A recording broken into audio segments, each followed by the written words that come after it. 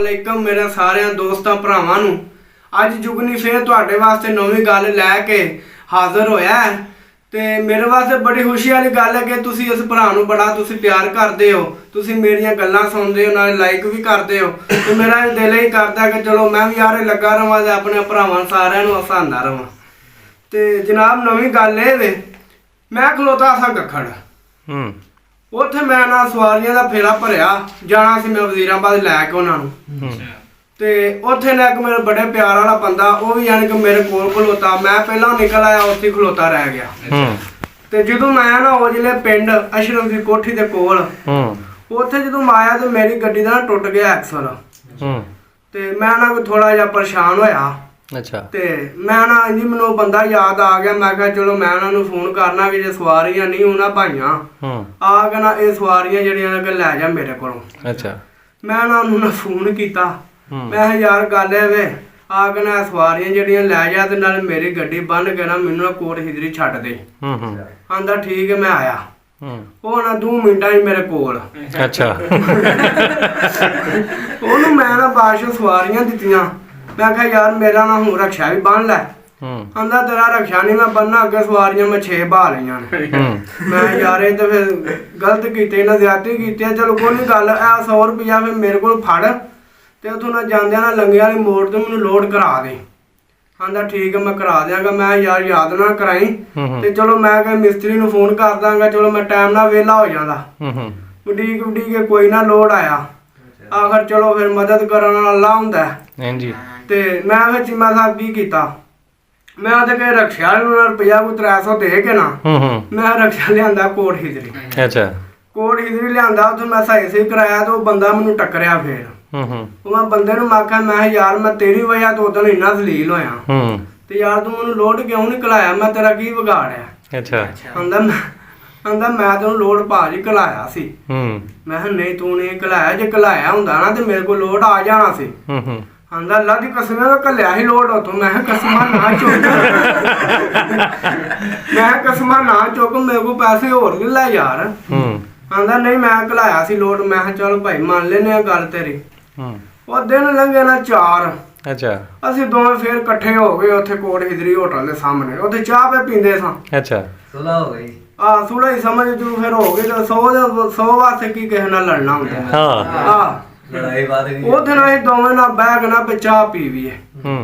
ਤੇ ਮੈਂ ਨਾ ਜੋ ਧੋਣ ਤਾਂ ਚੁੱਕੀ ਨਾ ਤੇ ਮੈਨੂੰ ਨਾ ਉਹੀ ਸਵਾਰੀਆਂ ਨਜ਼ਰ ਆਈਆਂ ਜਿਹੜੀਆਂ ਮੈਂ ਉਹਨੂੰ ਦਿੱਤੀਆਂ ਸਾਂ।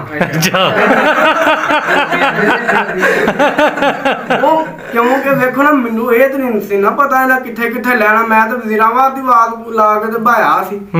ਉਹ ਇਹਦਾ ਕੋਟ ਹਿਜਰੀ ਉਹ ਵੀ ਲੈ ਗਈਆਂ। ਉਹ ਬੰਦੇ ਦੀ ਨਾ ਕਿਸਮਤ ਮਾੜੀ। ਮੈਂ ਉਹਨੂੰ ਆਖਿਆ ਮੈਂ ਕਿਹਾ ਯਾਰ ਗੱਲ ਇਹ ਵੇ ਯਾਰ ਮੈਨੂੰ ਅੱਜ ਫੇਰ ਉਹ 100 ਰੁਪਏ ਵਾਲੀ ਗੱਲ ਯਾਦ ਆ ਗਈ ਹੈ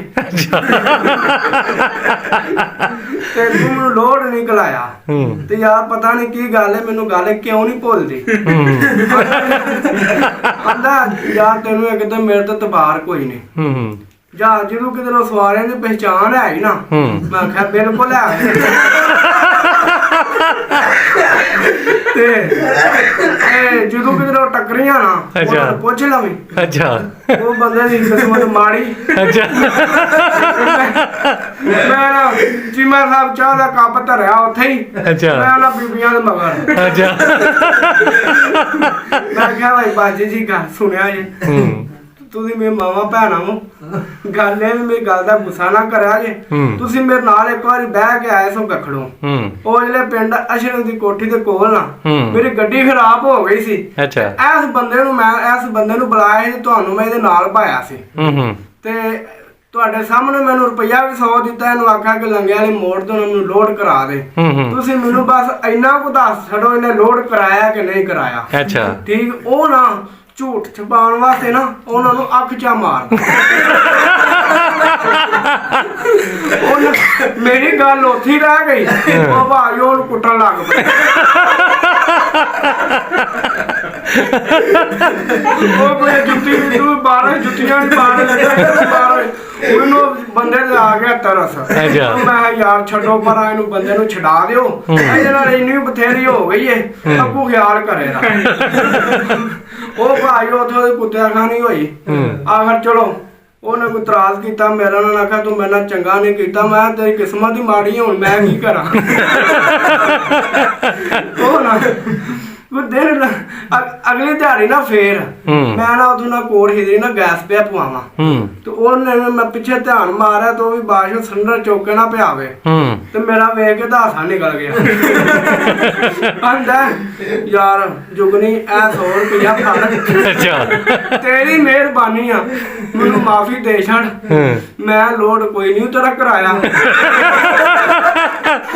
ਮੈਂ ਕਿਹਾ ਮੈਨੂੰ ਤੂੰ ਇਹ ਦੱਸ ਲੋਡ ਤੇ ਚੱਲ ਤੂੰ ਮੇਰਾ ਨਹੀਂ ਕਰਾਇਆ, 100 ਰੁਪਇਆ ਕੀ ਸ਼ੈ ਵੇ। ਅੱਛਾ। ਮੈਂ ਤੂੰ ਉਹਨੂੰ ਕਹਿ ਦਿੰਦਾ ਯਾਰ ਨਹੀਂ ਯਾਦ ਨਹੀਂ ਰਿਹਾ ਜਾਂ ਮੇਰੇ ਕੋਲ ਹੀ ਲੈ, ਮੈਂ ਤੈਨੂੰ ਕੀ ਕਹਿ ਲੈਣਾ ਸੀ।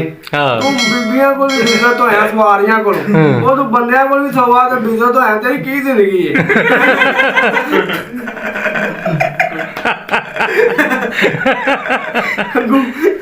ਅੱਗੋਂ ਆਂਦਾ ਬਾਬਾ ਤੇਰੀ ਮਿਹਰਬਾਨੀ ਆ, 100 ਤੈਨੂੰ ਮੈਂ ਦੇਣਾ ਵਾ ਪਿਆ। ਇਹ ਲੀਲਾ ਕਿਉਂ ਦੋ ਬੰਦੇ ਜਿਹੜੇ ਹਨ ਹੋਏ ਵਿੱਚ ਘੱਟ ਨਾ 6 ਸਵਾਰ। ਅੱਛਾ ਯਾਨੀ ਜਿਨ੍ਹਾਂ ਕੋਲ ਪੈਣੀਆਂ ਸਨ। ਉਹਨੂੰ ਚੋਂ ਕੋਲ ਪੈ ਗਏ ਨਾ ਕਿਤੇ ਦੋ ਵੀ ਨਾ ਨੂੰ ਲੱਭ ਜਾਣ। ਅੱਛਾ। ਉਹ ਭਾਈ ਉਹਨੇ 100 ਤੇ ਦੇ ਕੇ ਮੇਰੇ ਕੋਲ ਮਾਫੀ ਮੰਗੀ ਹੈ। ਮੈਂ ਠੀਕ ਅਸਲਾਮ ਅਲੈਕਮ। ਜੇ ਇਸ ਗੱਲ ਦਾ ਤੁਹਾਨੂੰ ਮਜ਼ਾ ਆਇਆ ਤੇ ਇਹਨੂੰ ਮੇਰੇ ਚੈਨਲ ਨੂੰ ਸਬਸਕ੍ਰਾਈਬ ਤੇ ਔਰ ਲਾਈਕ ਕਰੋ। ਮਿਹਰਬਾਨੀ, ਸ਼ੁਕਰੀਆ। ਕੀ ਬਾਤ ਹੈ।